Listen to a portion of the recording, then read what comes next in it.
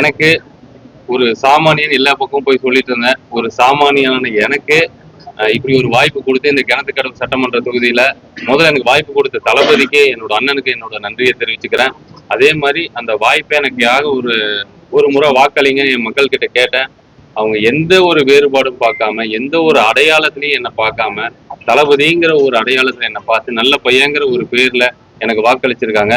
நிச்சயம் நான் தேர்தல் அப்போ அந்த கேம்பெயினுக்கு போகும்போது எந்த அளவுக்கு பதட்டத்தோட ஐயோ எப்படியாவது நம்ம வெற்றி பெற வைக்கணும், தளபதி ஜெயிக்கணும்னு நினைச்சு வேலை செஞ்சனும், அதை விட அதிகமான பதட்டம் நான் இப்ப இருக்கு. ஏன்னா நான் வெற்றி பெற்றுட்டோம். எங்களோட வெற்றி இந்த மக்கள் ரொம்ப நம்பி ஒரு மாற்றம் இருக்கணும், நமக்கான தேவைகள் சரியா செய்யக்கூடிய ஒரு ஆலயம் இருக்கணும்னு நினைச்சு வாய்ப்பு கொடுத்துருக்காங்க. அந்த வாய்ப்பை நான் சரியா பயன்படுத்திக்கணும், இந்த மக்களை நம்பணும்னு நினைக்கிறேன். ஒவ்வொரு சட்டமன்ற உறுப்பினருக்கும் வருடம் 3 கோடி நம்ம நிதி ஒதுக்குவாங்க அந்த தொகுதியை மேம்படுத்துறதுக்காக.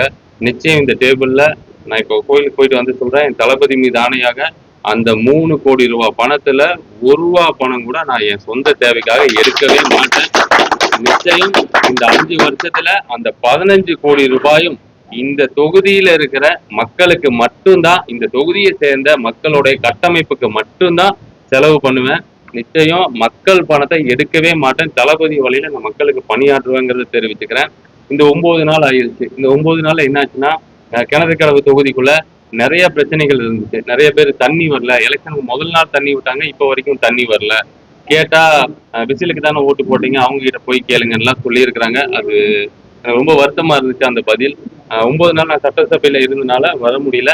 இன்னைக்குதான் வந்தேன். இன்னைக்கு காலையில தான் வந்தேன். வந்தவொடனே வாட்டர் டிபார்ட்மெண்ட் அதிகாரிகளை கூப்பிட்டு எதனால தண்ணி வரல, அந்த தண்ணி வராதுக்கு என்னென்ன பிரச்சனை அப்படின்னு கேட்டு அவங்க விளக்கமா ஒரு 4 நாட்களுக்கு அந்த ப்ராப்ளம் இருந்துச்சு, அந்த தொட்டி ப்ராப்ளம் இருந்துச்சுன்னு சொன்னாங்க. நிச்சயம் நான் என் மக்களுக்கு வாக்குறுதி அளிச்சிருக்கேன். குறைஞ்சபட்சம் 4 நாள், ஏன்னா 15 நாள் 20 நாளா தண்ணி வராத ஏரியாலாம் கிணத்துக்கடவு தொகுதிக்குள்ள இருக்கு.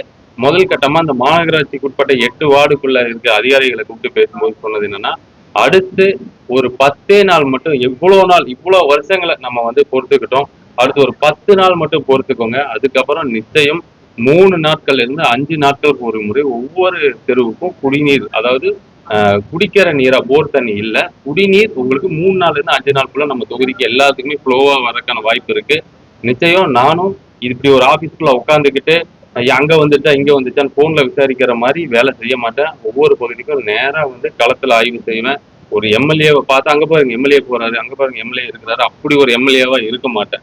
இந்த பகுதியில எம்எல்ஏ எங்கன்னா அது இப்பதான் டீ சாப்பிட்டு இருந்தாரு, எம்எல்ஏ எங்கன்னா இப்பதான் சந்தையில இருந்து போனாரு, எம்எல்ஏ எங்கன்னா இப்பதான் குழந்தைய கூட்டு போய் ஸ்கூல்ல விட்டு போனாரு, அப்படி ஒரு எம்எல்ஏவா இருக்கும்னு நினைக்கிறேன்.